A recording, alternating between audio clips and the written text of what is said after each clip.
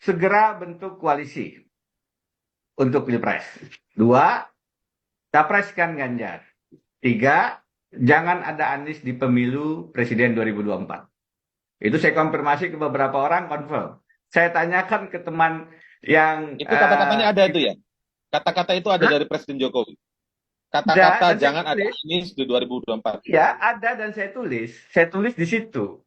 Dan kemudian kepada satu kesempatan yang saya ketemu pimpinan partai, saya tanya, bukankah dulu memilih Anies kan begini koalisinya? Iya, dulu. Sekarang enggak. Oh, ada nggak perintah begini, begini, begini? Dia diam aja, dia cuma senyum aja. Dia tidak mengatakan iya atau tidak. Tapi bagi saya senyum saja itu berarti mengkonfirmasi, ya. Kemudian kemarin yang paling simpel, sederhana. Ada pimpinan partai akan dilantik jadi menteri. Disampaikan ke saya, Mas, kemarin begini ceritanya loh. Dihubungi, nanti besok disumpah ya Mas, dilantik ya. Saya cuma minta loh, satu, apa Bapak Presiden? Anies. Maksud Bapak Presiden, bantu saya supaya Anies tidak jadi presiden. Tidak menjadi calon presiden. Itu disampaikan secara terbuka. Nah, jadi dihubungilah Ganjar oleh teman-teman ini dan Ganjar menjawab, saya tidak maju kalau tidak melalui PDIP dan dukungan Ibu Mega. Disampaikan kepada Presiden, Presiden mengatakan, oke nanti saya ngomong sama Ibu Mega. Pak Prabowo bagaimana? Satu momen eh, Prabowo Muhaimin, Pak Muhaimin dipanggil, segera deklarasi Prabowo Muhaimin ya, Pak Caimin. Nanti saya ngomong Prabowo, Mas Imin juga ngomong Prabowo. Baik Bapak Presiden. Belum sempat ketemu, Prabowo-nya ketemu Presiden duluan. Akhirnya ketemu di Kertanegara beberapa waktu yang lalu. Belum 2 minggu yang lalu. Akhirnya Caimin bilang, Pak Prabowo, kita diminta segera deklarasi nih sama Presiden. Kata Caimin, kata Pak Prabowo, Caimin, saya baru ketemu Presiden. Diminta deklarasi segera, tapi bukan Prabowo Muhaimin. Loh siapa Pak? Prabowo Erlangga. Kata Pak Jokowi deklarasikan segera Prabowo Erlangga. Jadi Caimin, oh, nggak kecewa beliau dan keluarnya menyatakan belum ada kesepakatan bakal calon presiden wakil presiden dan seterusnya Mas. Kalau yang terkait dengan Muldoko yang terakhir, memang teman-teman di lingkaran Pak Jokowi mengatakan Pak Jokowi nggak setuju deh.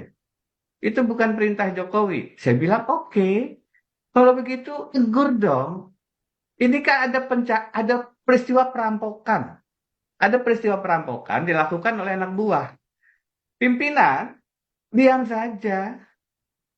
Tidak melakukan apa-apa, ya nggak boleh dong. Ya pimpinan harus bilang, hei, anak buah, itu perampokan. Jangan lakukan saya, nanti kena imbasnya nih. Hentikan dong. Apalagi ini yang Anda rampok ini punya punya presiden ini. Hubungan saya dengan Presiden SBY nggak bagus nanti. Beliau nggak setuju, oh, tunjukkan itu.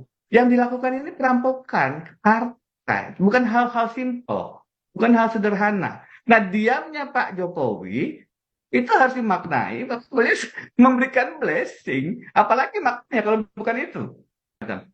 Ini semua rangkaian yang sudah terlihat secara kasat mata sebenarnya, sudah Ya, ya. kelihatan gitu. Ini semua nanti kalaupun Anies tidak bisa dicegah maju, akan ada suara Islam dipecah. Jadi kalau Anies maju, suara Islam yang dulunya di Pilgub Jakarta itu mengarah ke Anies Sandi, atau di Pilpres 2019 mengarah ke Prabowo Sandi, di 2024 diarahkan untuk pecah, akan ada di Ganjar Anies, Ganjar Sandi, karena Sandi bisa mengambil suara hijaunya, akan ada di Prabowo Erlangga, Prabowo yang ambil, sisanya masih akan ada di Anies. Suaranya akan dipecah 3, Oke.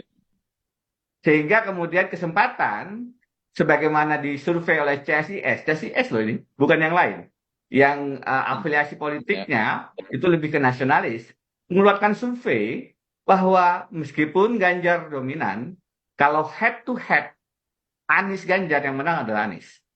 Bahkan kalau head to head Anies Prabowo kata CSIS surveinya yang menang adalah Anies. Membaca survei itu, Jokowi merasa perlu mengambil langkah-langkah untuk memecah suara yang ada di Anies dengan Oh, mendudukan Sandi di Ganjar atau Prabowo dengan Erlangga. Informasi minta dua hal. Tentu ada yang lain juga, tapi dua hal. Satu, IKN dilanjutkan. Dua, tidak ada masalah hukum bagi dia dan keluarganya. Nah, Ya. dua yang ada ini sudah nyaman bagi Pak Jokowi. Bagi dia, ya kalau bisa Ganjar. Tapi kalau tidak bisa Prabowo, Anies bagaimana? Sebaiknya nggak ada. Kalau Anies ada, faktor dia bisa menang itu membahayakan. Jadi tidak kemudian Anies diberi kesempatan maju, tidak. Balik logikanya. Logikanya kalau bisa Anies nggak maju. Nah kalau dia maju, apa yang disurvei PCSI itu bisa terjadi. Dan itu bukan tidak mungkin.